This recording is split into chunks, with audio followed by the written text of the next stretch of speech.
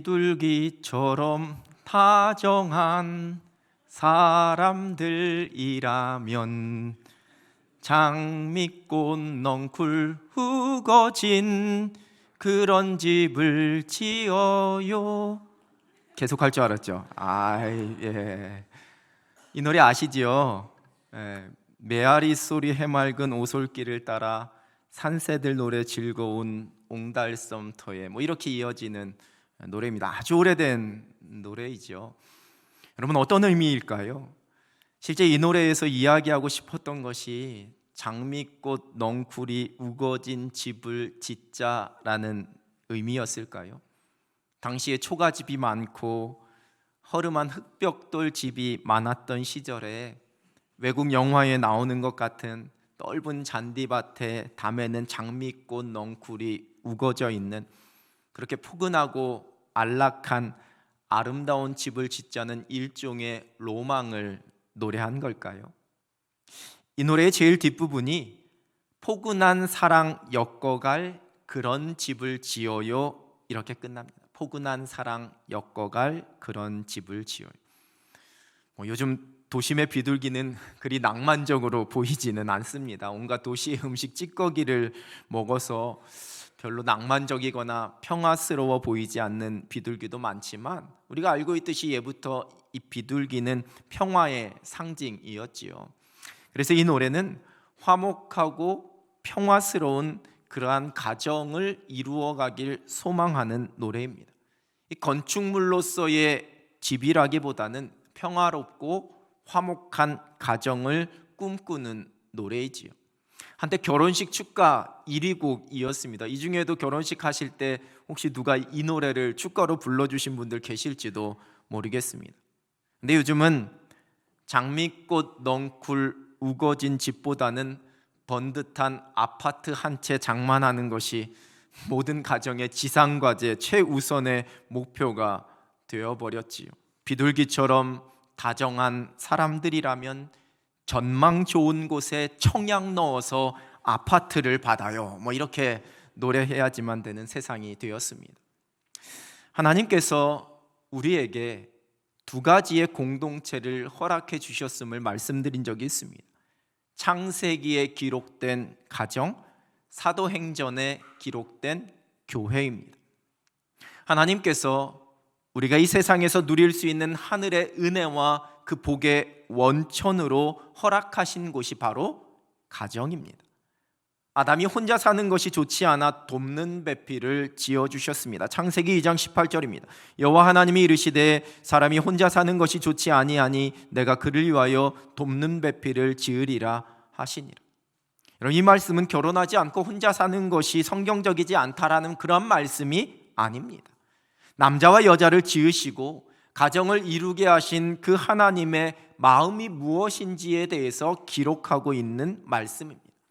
그리고 그 가정을 통해 생육하고 번성하는 은혜, 땅에 충만하고 모든 세상을 보존하고 다스리는 그 사명을 주셨습니다. 창세기 1장 27절입니다. 하나님이 자기 형상 곧 하나님의 형상대로 사람을 창조하시되 남자와 여자를 창조하시고, 남자와 여자를 창조하신 하나님께서 그들에게, 그 남자와 여자에게 명령하신 명령이 28절입니다. 하나님이 그들에게 복을 주시며 하나님이 그들에게 이르시되 생육하고 번성하여 땅에 충만하라, 땅을 정복하라, 바다의 물고기와 하늘의 새와 땅에 움직이는 모든 생물을 다스리라 하시니라. 생육하고 번성하여 땅에 충만해지는 것은 오직 가정을 통해 이루시려는 하나님의 생명의 역사요, 그 창조 세계를 유지하시고 이끌어 가시는 창조의 기본적인 원칙이었습니다. 그뿐만 아니라 땅을 정복하고 그 모든 것을 다스리는 것 또한 각 사람, 그 한 사람 한 사람에게 맡기신 사명일 뿐만 아니라 더 나아가서 남자와 여자가 한 가정을 이루어서 그 가정을 통해 감당해야지만 되는 거룩한 사명으로 선포되었습니다. 그러나 죄로 인해 이 완전한 가정의 모습이 깨지게 되었습니다. 서로를 향한 책임 전가와 원망이 그 가정에서 시작되었습니다. 아담과 하와가 범죄한 이후에 서로에게 탓을 하고 있습니다. 더 이상 돕는 배필이 아니라 원망의 대상이 되었고 손가락질의 대상이 되었습니다. 아담과 하와가 낳은 두 아들이 하나님께 드린 제사 중에 하나님께서 아벨과 그의 제물만 받으신 것으로 인해 형 가인이 몹시 분하여서 안색이 변하였습니다. 그리고 미워하며 시기했습니다. 결국에는 동생 아벨을 죽이게 됩니다. 서로를 향한 미움과 그로 인한 살인도 바로 가정에서 시작되었습니다. 이후에 이삭의 아들이었던 야곱과 에서의 속고 속이는 모습, 또한 그 야곱의 아들들이 서로 시기하고 질투하다가 동생이었던 요셉을 구덩이에 던져버리고 애굽에 팔아버리는 일도 일어났습니다. 죄로 인해 무너져버린 가정의 모습입니다. 성경은 연약한 가정의 회복을 위해 하나님의 창조의 질서대로 세워지는 가정을 말씀하십니다. 예수 그리스도께서 주인이 되시는 그 굳건한 믿음의 반석 위에 세워지는 가정입니다. 하나님께서 처음 만들어 주셨기 때문에 하나님의 그 창조의 설계도에 따라서 하나님의 뜻에 따라 세워지게 될 때 온전한 가정으로 회복될 수 있습니다. 행복한 믿음의 가정으로 세워질 수가 있는 겁니다. 오늘 본문 말씀은 하나님께서 지어주신 믿음의 가정의 모습을 기록하고 있습니다. 물론 본문 시편 128편은 우리가 지금 함께 나누고 있었던 자신의 신세를 울부짖으며 하나님의 도움을 구하는 탄원시는 아닙니다. 그러나 오늘 어린이 주일로 시작해서 어버이 주일, 청년 주일로 이어지는 이 가정의 달을 맞이하여서 우리의 가정을 향한 하나님의 말씀, 우리의 인생 속에 불러야 할 가정에 관한 믿음의 노래를 오늘 본문의 고백 속에서 함께 나눠보려고 합니다. 먼저 본문에서 말씀하시는 하나님께서 지어주신 믿음의 가정은 하나님을 경외하는 가정입니다. 행복한 믿음의 가정이 하나님 앞에서 가져야지만 되는 모습입니다. 본문 1절입니다. 여호와를 경외하며 그의 길을 걷는 자마다 복이 있도다. 여러분, 사실 이 시편 128편은 앞에 기록된 시편 127편의 연장으로 보고 있습니다. 마치 노래의 1절과 2절, 시의 1년과 2년과 같은 관계입니다. 시편 127편 1절은 하나님께서 집을 세우지 않으시고 성을 지키지 않으시면 그 세우는 자의 수고가 헛되고 파수꾼의 깨어있음도 다 헛되다라고 노래하고 있습니다. 눈에 보이는 집과 눈에 보이는 성, 눈에 보이는 도시와 그런 마을을 의미하기도 하지만 이것은 우리의 가정 공동체를 뜻하기도 합니다. 하나님께서 세우시고 하나님께서 지켜주시는 그 가정만이 안전함을 누리고 그 모습이 계속해서 유지될 수 있다는 것을, 그러한 가정이 그 손에 필요한 것을 하나님께서 채워주심을 말씀하고 있는 겁니다. 그리고 3절 이후에서는 하나님께서 그 가정 가운데 허락하신 자녀들의 소중함이 무엇인지를, 그러한 자녀를 통해 누리게 될 복과 은혜가 무엇인지를 말씀합니다.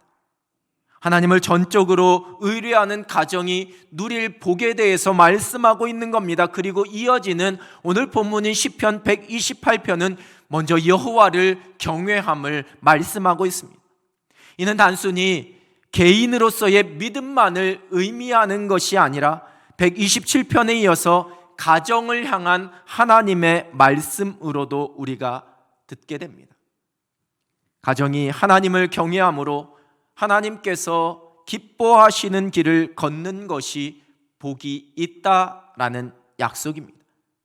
행복한 믿음의 가정은 하나님을 경외하면서 그의 길을 걸어갑니다. 여호와를 경외한다는 것은 단순히 막연한 두려움을 의미하는 것만은 아닙니다. 하나님의 살아계심을, 하나님이 온 세상의 주인이 되시고 다스리신다라는 것을 인정하는 겁니다. 그래서 우리가 여호와를 경외할 때에 우리가 온전한 하나님을 예배하는 예배자로 설 수가 있습니다. 하나님 앞에서 두렵고 떨림으로 겸손하고 의로운 삶을 살아가는 겁니다. 하나님의 역사하심을 인정하고 하나님의 뜻대로 그 모든 것을 이루실 그 전능하신 하나님을 신뢰하는 겁니다. 그게 바로 하나님을 경외하는 모습입니다. 그의 길을 걷는다는 것은 하나님의 말씀대로 살아가는 겁니다. 하나님의 뜻을 분별하고 그 뜻을 선택하며 살아갑니다. 예전 개역 한글판 성경에서는 그 도를 행하는 것이라고 번역했습니다. 삶의 기준이 아주 명확합니다. 세상의 풍조와 그 세상의 변화에 따라 흔들리지 않습니다. 하나님의 말씀대로 살아갑니다. 하나님께서 기뻐하시는 것을 선택의 기준으로 삼습니다. 하나님 앞에 거룩하고 정결함으로 살아갑니다. 여러분, 이삭에게 일생 동안 가장 기억에 남는 일이 무엇이었는지 꼽으라고 한다면 아마 그 중에 하나로 모리아산에서 아버지가 자신을 번제로 드리려고 했었던 때를 이야기할 겁니다. 아버지와 아들의 관계 속에서 그야말로 이것은 엄청난 충격적인 사건이었습니다. 심리학자요 목회 상담학자인 이관직 교수가 쓴 성경 인물과 심리 분석이라는 책에서 이렇게 쓰고 있습니다. 유년 시절 아버지와 함께 제사를 드리러 갔다가 영문도 모른 채 아버지에게 결박당하고 번제물로 드려지기 위해 자신의 아버지의 칼에 죽을 뻔했던 경험은 어린 이삭에게는 충격적인 외상 경험이었다. 그는 외상 후 스트레스 장애의 증상들을 한동안 종종 경험했을 것이다. 그는 극도의 혼란감과 유기감, 배신감, 충격감, 공포감, 절망감, 무력감, 분노감, 그리고 고독감을 겪었을 것이다. 일면 그럴 수 있었겠지요. 아직 아버지 아브라함만큼의 믿음이 아니었던 아들 이삭의 입장에서는 그 상황이 결코 받아들이기 쉽지 않은, 도무지 이해가 되지 않는 그러한 상황이었을 수 있습니다. 아브라함이 칼을 잡고 아들 이삭을 잡으려고 할 때에 여호와의 사자가 하늘에서부터 급하게 아브라함을 불렀습니다. 그리고 이렇게 말씀하십니다. 창세기 22장 12절입니다. 사자가 이르시되 그 아이에게 내 손을 대지 말라, 그에게 아무 일도 하지 말라. 내가 내 아들 내 독자까지도 내게 아끼지 아니하였으니 내가 이제야 내가 하나님을 경외하는 줄을 아노라. 여러분, 이 여호와의 사자의 이 목소리를 아버지 아브라함만 들었을까요? 아닙니다. 함께 있었던 아들 이삭도 이 음성을 같이 들었을 겁니다. 그리고는 자신을 번제물로 드리기 위해 자신을 향해 칼을 들었던 아버지의 행동, 그렇게 했던 이유를 이제 이 말씀을 통해 이해하고 깨닫게 되었을 겁니다.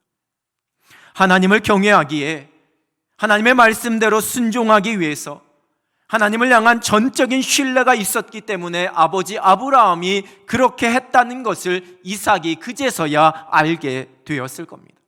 그것은 아브라함 가정의 첫 번째 원칙이었습니다.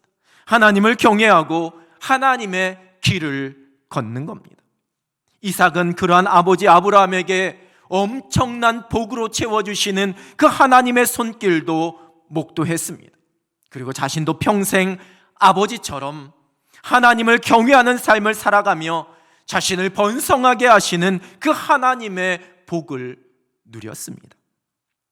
이삭의 아들이었던 야곱의 입술을 통해서 이렇게 고백합니다. 창세기 31장 42절 상반절입니다. 우리 아버지 하나님, 아브라함의 하나님 곧 이삭이 경외하는 이가 나와 함께 계시지 아니하셨더라. 야곱이 아버지 이삭이 경외하는 하나님이 나와 함께 계셨다, 이렇게 고백하고 있습니다. 그리고 야곱의 아들이었던 요셉도 고백합니다. 창세기 42장 18절 상반절입니다. 사흘 만에 요셉이 그들에게 이르되 나는 하나님을 경외하노니. 여러분, 반면에 사무엘상 2장은 엘리 제사장의 아들들의 그 악행을 기록하고 있습니다. 사무엘상 2장 12절입니다. 엘리의 아들들은 행실이 나빠 여호와를 알지 못하더라. 세번역 성경은 여호와를 알지 못하더라를 여호와를 무시하였다 이렇게 번역하고 있습니다. 경외함의 반대입니다. 백성들이 하나님께 드리는 제물을 사사로이 여김으로 하나님께 드리는 제사를 멸시했다 성경은 기록합니다. 그리고 엘리의 집을 향한 하나님의 말씀 사무엘상 2장 32절입니다. 이스라엘에게 모든 복을 내리는 중에 너는 내 처소에 환난을 볼 것이요 내 집에 영원토록 노인이 없을 것이며. 하나님을 경외하지 않는 가정을 향한 무서운 하나님의 심판의 말씀입니다. 여호와를 경외하며 그 길로 행하는 가정이 하늘의 복으로 행복을 누립니다.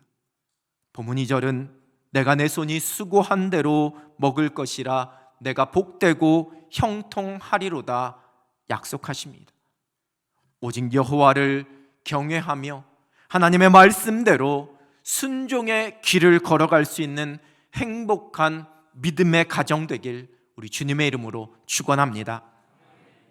또한 하나님께서 지어주신 믿음의 가정은 서로를 존중합니다.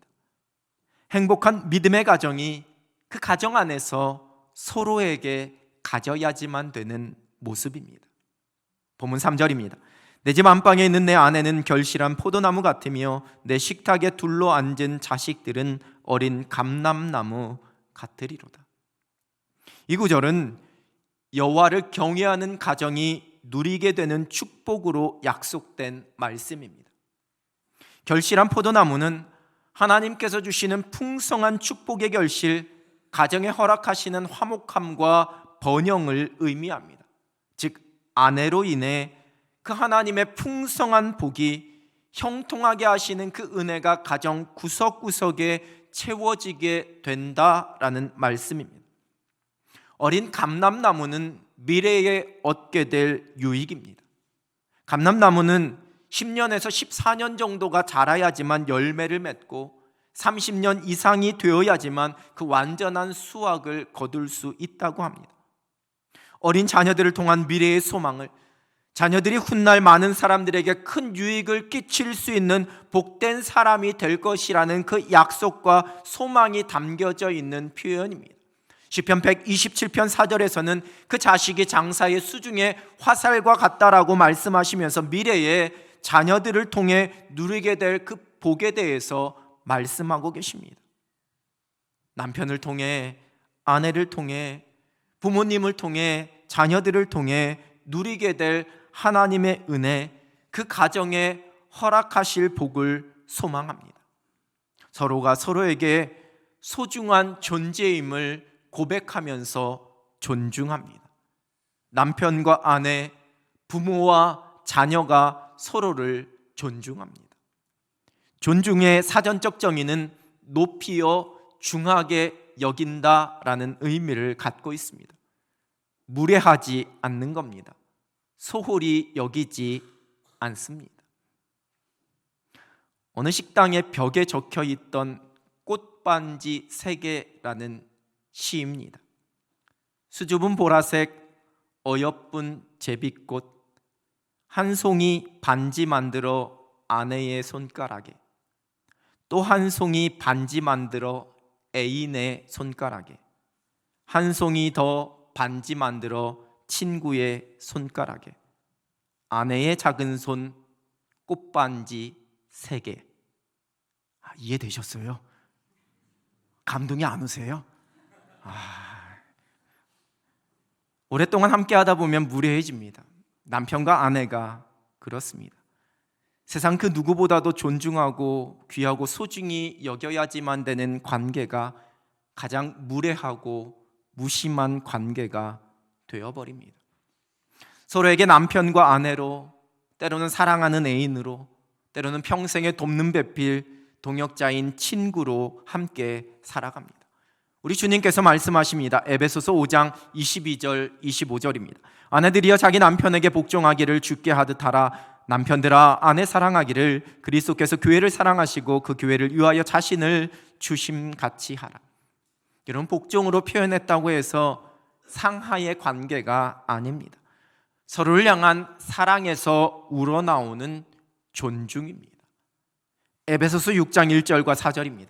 자녀들아 주 안에서 너희 부모에게 순종하라. 이것이 옳으니라. 또 아비들아 너희 자녀를 노엽게 하지 말고 오직 주의 교훈과 훈계로 양육하라. 육신의 부모님께 순종하며 공경합니다. 또한 자녀는 결코 우리의 소유가 아니라는 것을, 하나님께서 주신 소중한 선물이요 믿음 안에서 말씀으로 양육하도록 우리에게 맡겨주신 사명임을 고백합니다. 그 마음으로 부모님을 존중합니다. 자녀들을 존중합니다. 어느 초등학생이 쓴 글로 한때 많은 사람들에게 읽혀졌던 글이 하나 있지요. 엄마가 있어 좋다 나를 이뻐해 주셔서, 냉장고가 있어 좋다 나에게 먹을 것을 주어서, 강아지가 있어 좋다 나랑 놀아주어서, 아빠는 왜 있는지 모르겠다. 아멘 하시면 안 됩니다. 예. 많은 생각을 하게 해주는 글귀입니다. 여러분, 나에게 줄 수 있는, 가족이 나에게 줄 수 있는 이득을 내가 먼저 계산하면 있는 모습 그대로 존중하지 못합니다. 내가 가지고 있는 그 기준에 가족들을 다 맞추다 보면 그 가족을 내가 존중할 수가 없는 겁니다. 우리의 가족 한 사람 한 사람이 사랑하라고, 섬기고 도우라고, 함께하라고 하나님께서 우리에게 허락하신 소중한 사람임을 고백합니다. 포도나무와 같은, 감람나무와 같은 소중한 존재로, 서로에게 복이 되는 존재로, 우리의 가정의 아버지로, 어머니로, 또 부모로, 자녀로 세워주셨습니다. 서로를 존중합니다. 우리 주님께서 우리를 사랑하고 우리를 있는 모습 그대로 품어주셨듯이 우리의 가족을 사랑하고 품어줍니다.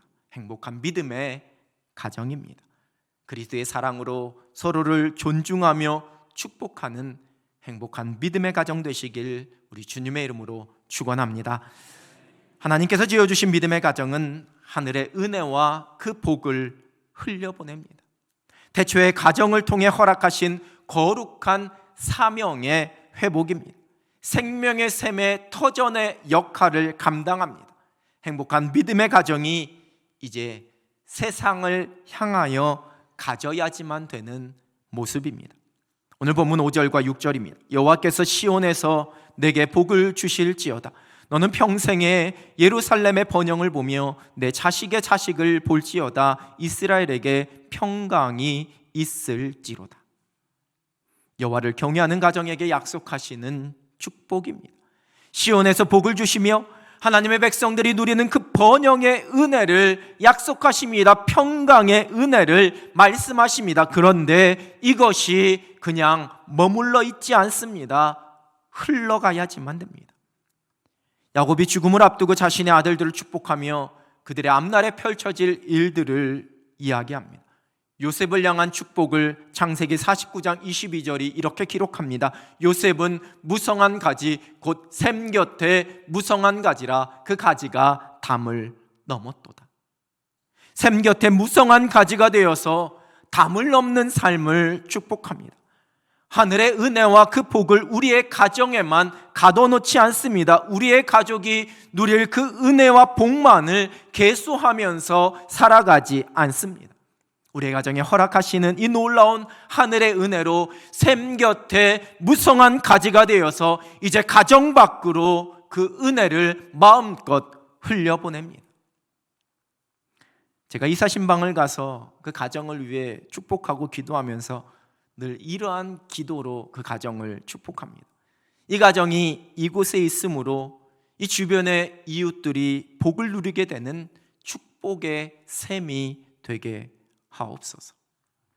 이 가정이 이곳에 이사 왔기 때문에 이 가정과 함께 이웃으로 살아가는 주변 사람들이 복을 얻게 해달라는 축복입니다. 그리고 물된 동산 같겠고라는 저렇게 생긴 나무 액자, 예쁜 나무 교회 액자를 하나 선물합니다. 받고 싶으신 분은 이사하시면 됩니다. 이사하기 부담스러우시면 짐을 다 뺐다가 다시 넣으시면 제가 가서 기도해 드리겠습니다. 이사야 58장 11절 말씀이 기록되어 있습니다. 여호와가 너를 항상 인도하여 메마른 곳에서도 내 영혼을 만족하게 하며 내 뼈를 견고하게 하리니 너는 물된 동산 같겠고 물이 끊어지지 아니하는 샘 같을 것이라. 하나님께서 믿음의 가정에 허락하시는 그 은혜와 복의 약속입니다. 여러분, 그런데 이 은혜와 이 복을 누릴 수 있는 그 조건을 바로 윗절인 이사야 58장 10절이 이렇게 기록합니다. 줄인 자에게 내 심정이 동하며 괴로워하는 자의 심정을 만족하게 하면 내 빛이 흑암 중에서 떠올라 내 어둠이 낮과 같이 될 것입니다. 우리 속에 이 은혜와 이 복을 그냥 머물게 하는 사람이 아니라 이 하늘의 위로와 이 사랑을, 이 생명과 이 은혜를 나누는 사람들에게 약속하시는 물된 동산의 축복입니다. 그러한 사람, 그러한 가정을 물된 동산의 복으로 하나님께서 채워주십니다. 그리고 계속해서 그 은혜를 다시 흘려보낼 수 있도록 그 은혜가 메마르지 않도록 부어주십니다. 하나님께서 세우신 믿음의 가정은 하나님께서 태초에 맡겨주신 거룩한 사명, 그 은혜와 복을 흘려보내는 거룩한 통로로서의 사명을 감당합니다. 여러분의 가정을 통해 수많은 사람들이 생명과 위로와 평강의 복을 누릴 수 있게 되기를 우리 주님의 이름으로 축복합니다. 하나님께서 우리에게 허락하신 소중한 가정을 아름답게 만들어 가야지만 되는 거룩한 사명이 우리에게 주어져 있습니다. 여러분, 세상 사람들이 부러워하는 세상의 좋은 조건을 많이 갖춘 그러한 가정이 아닙니다. 하나님께서 기뻐하시는 거룩한 가정의 모습을 사모하며 세워갑니다. 하나님을 경외하는 가정으로, 그리스도의 사랑으로 서로를 존중하는 가정으로, 하늘의 은혜와 복을 마음껏 흘려보내는 가정으로 세움받기를 사모하며 행복한 믿음의 가정을 노래합니다. 우리가 부를 인생의 노래입니다. 하나님께서 기뻐하시는 행복한 믿음의 가정으로 세움받아서 하늘의 복과 은혜 가운데 더 놀라운 행복을 누리는 여러분들, 또 여러분의 가정이 되시기를 우리 주님의 이름으로 축원합니다. 기도하겠습니다. 하나님 아버지, 우리에게 가정을 허락하여 주시고 이 가정을 통해 하나님의 은혜와 하나님의 복을 마음껏 누릴 수 있도록 인도하고 은혜 허락하여 주시니 감사를 드립니다. 하나님께서 세워주신 가정, 하나님의 말씀대로, 하나님의 창조의 질서대로 다시 세워가기를 소원하오니 우리에게 믿음과 하나님 앞에서의 귀한 결단을 허락하여 주시옵소서. 하나님을 경외하는 가정으로, 서로를 존중하는 가정으로, 하늘의 은혜와 복을 흘려보내줄 수 있는 믿음의 가정으로 세움받는 우리 남연의 모든 가족들 되게 하여 주시옵소서. 예수 그리스도의 이름으로 기도드립니다. 아멘.